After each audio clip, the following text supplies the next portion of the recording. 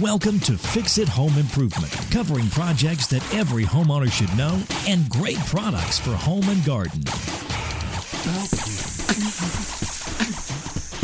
Hi, I'm JC, and this is where we share weekly home improvement tips. I'm here with my co-host, Cindy. Hello, JC. Hi, Cindy. This week we're going to talk about replacing a built-in dishwasher, and we'd like to thank Chrissy Ortega for liking and sharing the podcast on social media. In the 1920s, Kohler came out with the electric sink. It was a cast iron double bowl sink.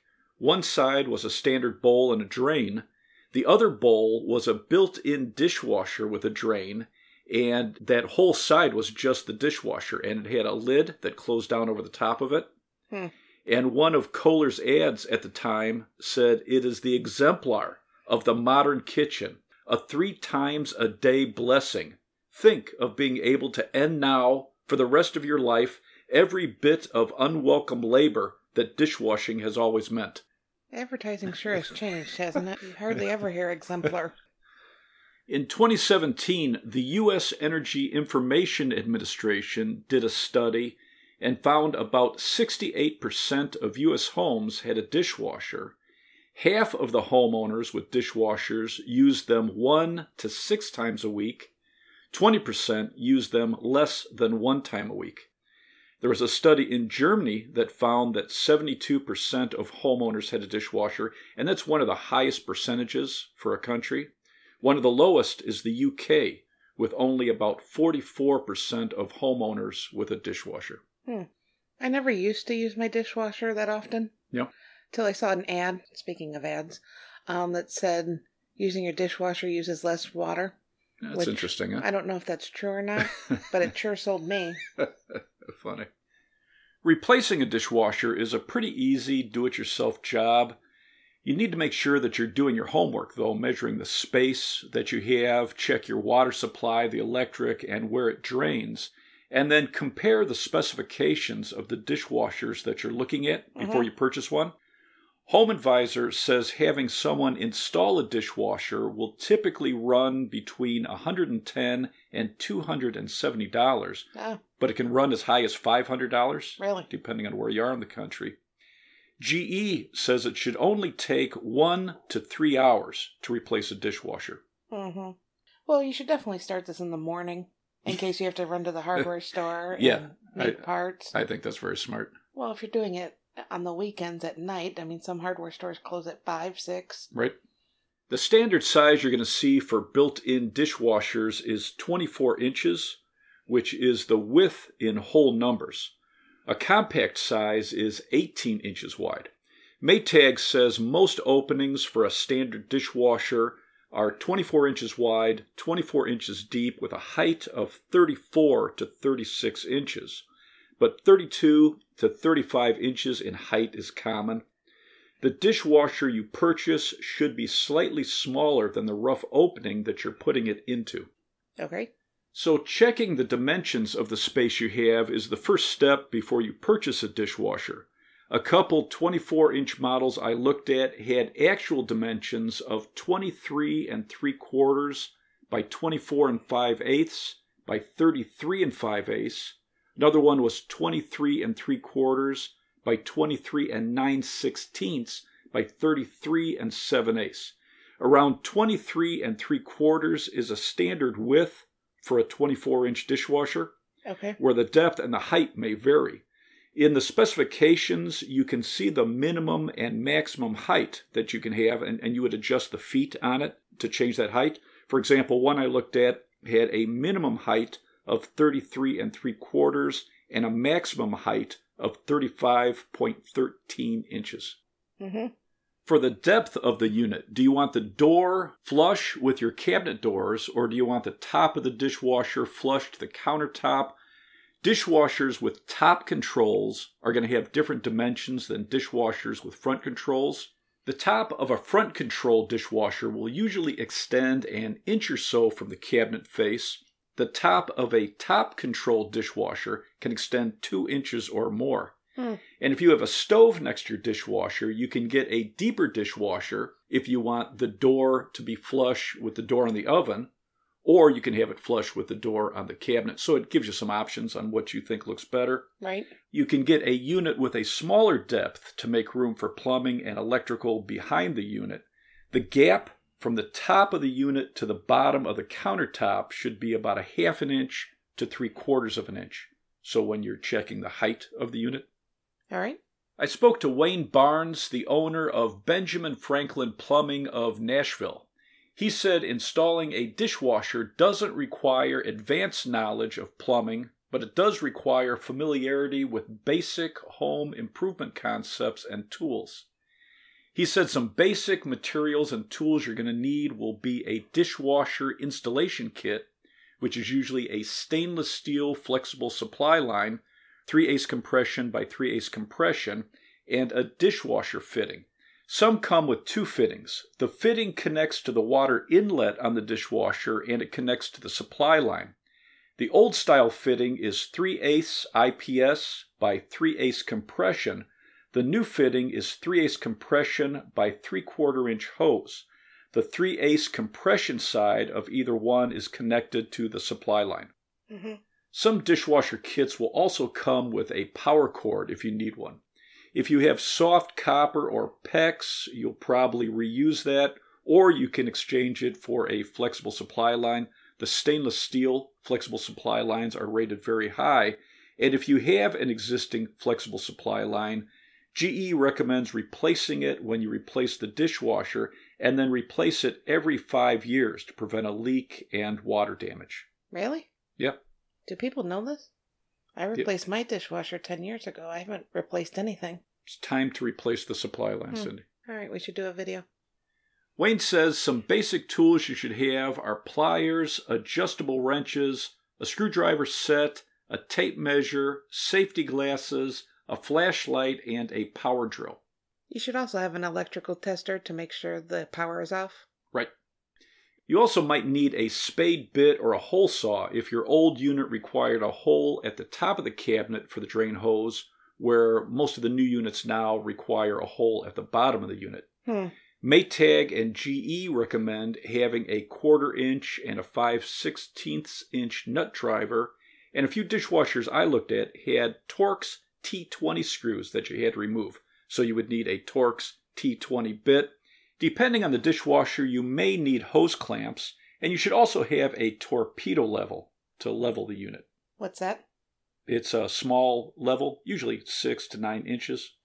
And some top rated levels come from Hultafors, HULTAFORS, Johnson, JOHNSON, Empire, EMPIRE, and Klein Tools, KLEIN, capital TOOLS.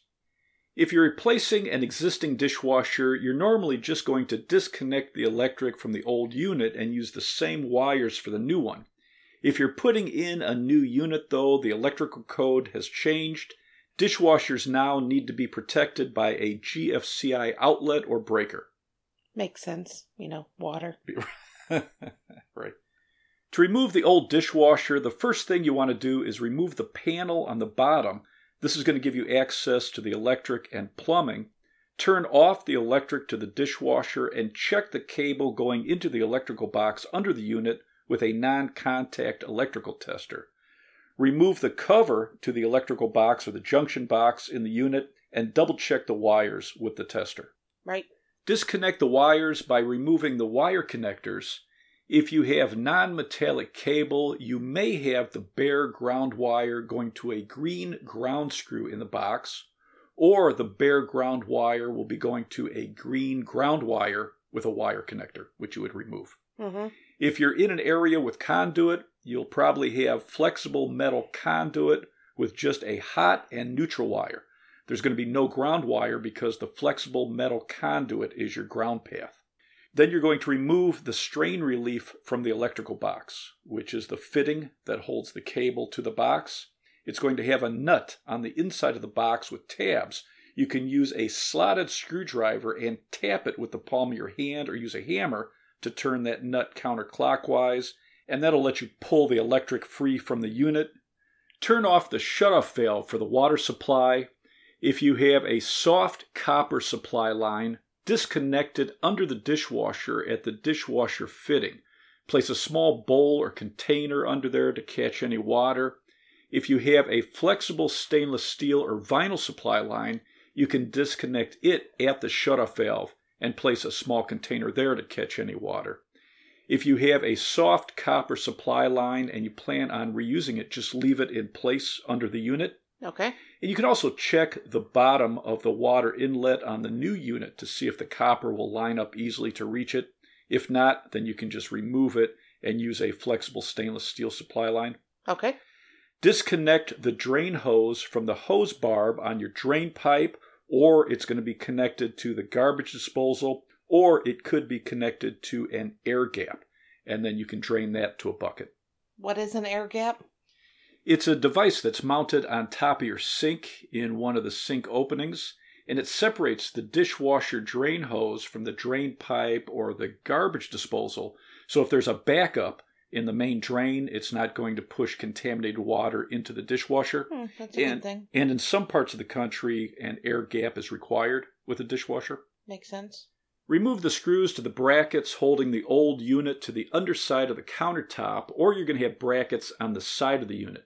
You can raise up the feet so it's easier to remove, especially if you've added new flooring up to the old unit.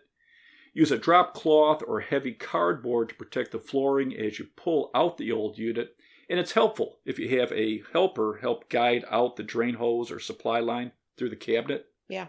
Wayne recommended reading through the manual for the new dishwasher before you install it. Some units will have channels on the bottom of the unit for the water supply and electric.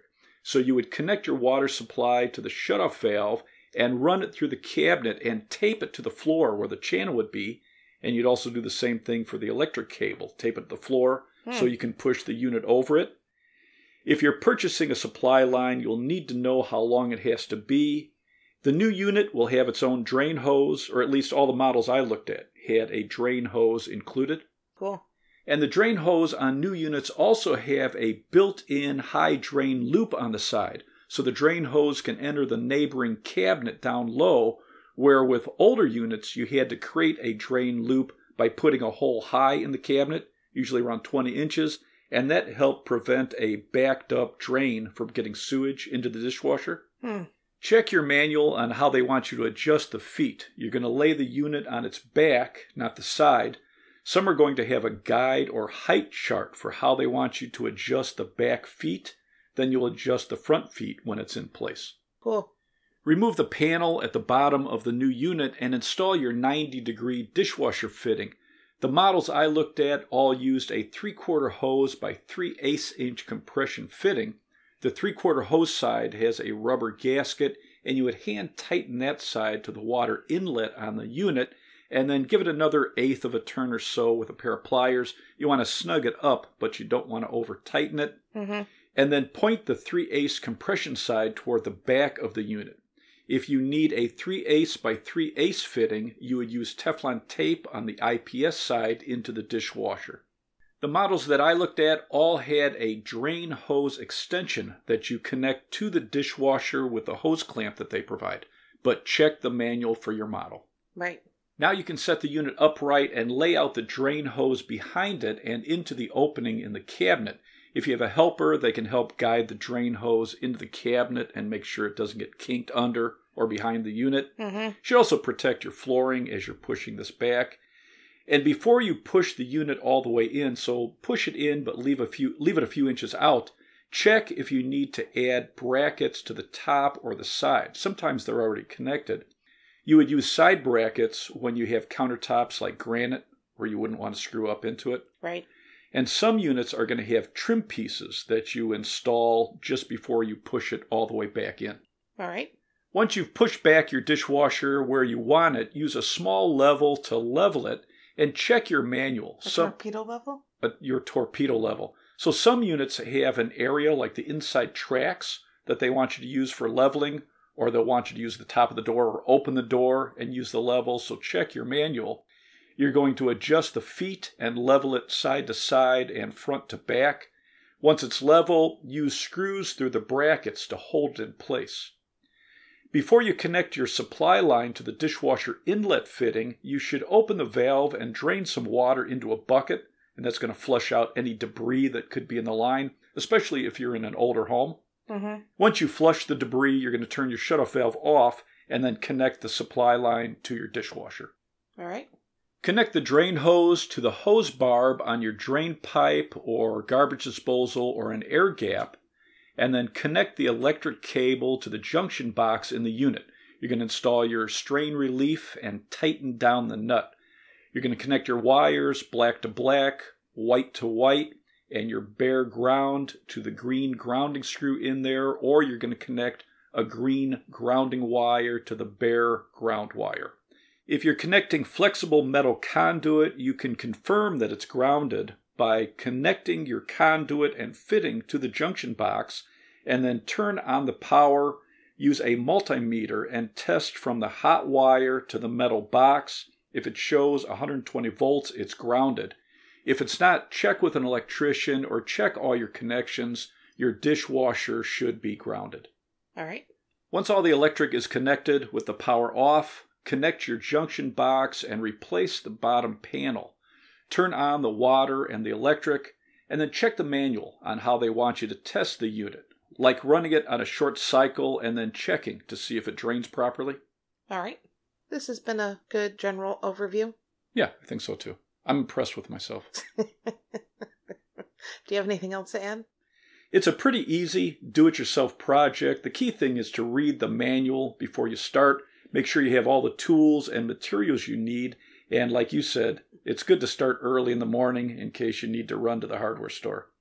We'd like to thank Benjamin Franklin Plumbing for sharing some tips. And if you want to have a pro replace your dishwasher, you can check them out at benjaminfranklinplumbing.com. It's benjaminfranklinplumbing.com. And you can put in your address or zip code for the closest plumber. Cool. Let's wrap this up. You can subscribe to the podcast on your favorite podcast app. If you enjoyed it, please leave us a review. You can check out our home improvement videos on our YouTube channel, Fix It Home Improvement. And you can subscribe to that as well. You can download our ebooks, Home Improvement Solutions, What Every Homeowner Should Know, books 1 through 15 on Amazon. If you enjoyed it, please leave us a 5-star rating and review.